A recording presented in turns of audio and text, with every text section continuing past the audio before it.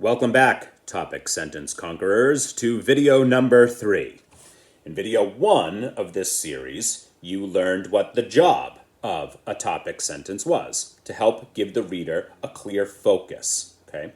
And we also discussed what the parts of a topic sentence were. The fact that there was going to be a topic, who or what it was about, as well as a main idea or central focus, that if you combined those two things, you'd be able to build topic sentences. In video 2, we talked about looking at topic sentences and pulling out of those topic sentences, identifying what is the topic, the who or what that the writing is about, and what is the central focus. So now we're able to look at a topic sentence and we are able to discern or understand for ourselves what that writing is mostly about. So congratulations, you are a master of the parts of a topic sentence. So what are we going to do here in video 3? Well, let's use those parts to build some topic sentences from a prompt. Because this is what you have to do when you write. Your teachers now, in the future, for the next few years, they're going to give you prompts to write about. And so many of you have always said, how do I get started? Well, if you think back about these tips, hopefully that won't be a problem for you anymore. So let's jump in and let's build some topic sentences from prompts. So here is a prompt for us. Should students be allowed to have phones in middle school? Now, I can already guess what most of you are thinking and the way you're going to lean on this. But let's slow down for a second and let's identify some of the parts. Should students be allowed to have phones in middle school? Okay, let's ask ourselves, who/what are we being asked to write about? What is our topic? And if you're thinking students having phones, I completely agree with you. We are being asked to write about whether or not students should have phones. That is our topic. So, what though is our main idea? What is our central focus? Since this is an opinion writing, you get to choose for yourself whether or not you think students should or should not have phones.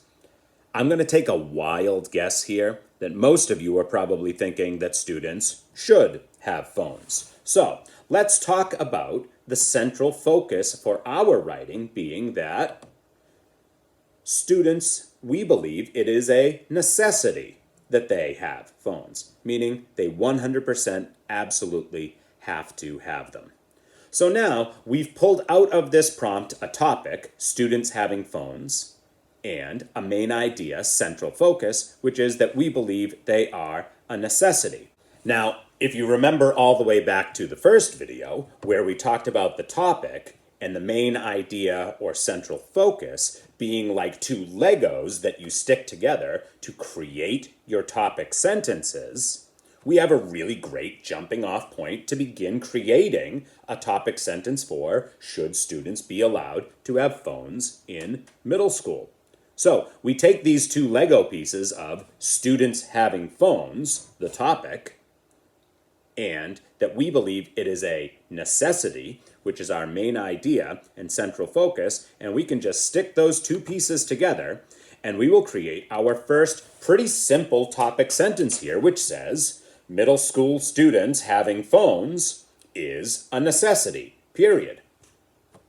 It's a topic sentence, okay? It doesn't have to be crazy and fancy. This is a pretty straightforward topic sentence that combines the two Lego pieces. It combines the topic, students having phones, with the main idea or central focus that it is a necessity to create middle school students having phones is a necessity. And now our reader knows where our writing is going. They know that we're going to spend the next part of our essay, our paragraph, giving them reasons why it is a necessity that students should have phones. But that's not the only way that we could write it. Let's take a look at another one. Another really great way to create a topic sentence is to reverse the order of the main idea, central focus, and the topic. Flip them around and create something that looks like this. It is a necessity for middle school students to have phones. Now that's basically the same exact information. We've just reversed it and we've put the central focus first. So the first one being middle school students having phones is a necessity, and the second one saying it is a necessity for middle school students to have phones.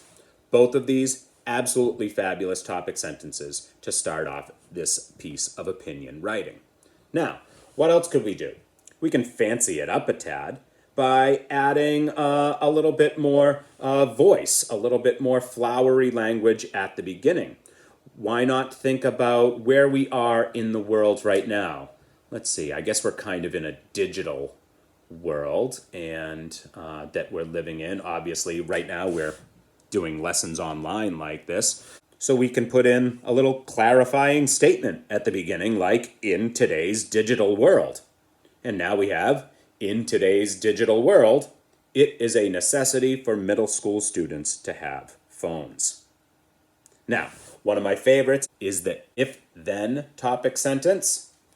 We could also try, if there is any item that is a necessity for a middle schooler, then a phone is it.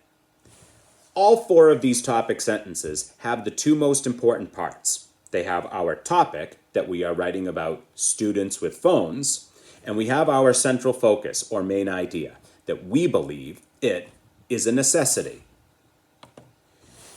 So I just need to remember that if I identify the topic and the main idea from a prompt, then I can create a topic sentence. Oh, hey, wait a minute. I just created an if-then topic sentence. We could write a whole essay about this. If I identify the topic and main idea from a prompt, then I can create a topic sentence. That was pretty cool. Now it's time for you to build some topic sentences. So you're going to bounce back out to the document. There's going to be information there for you and directions on how to complete the next portion of the assignment. Okay? Go crush it like you've been. Rock and roll, AAMS. I'll see you guys in a bit.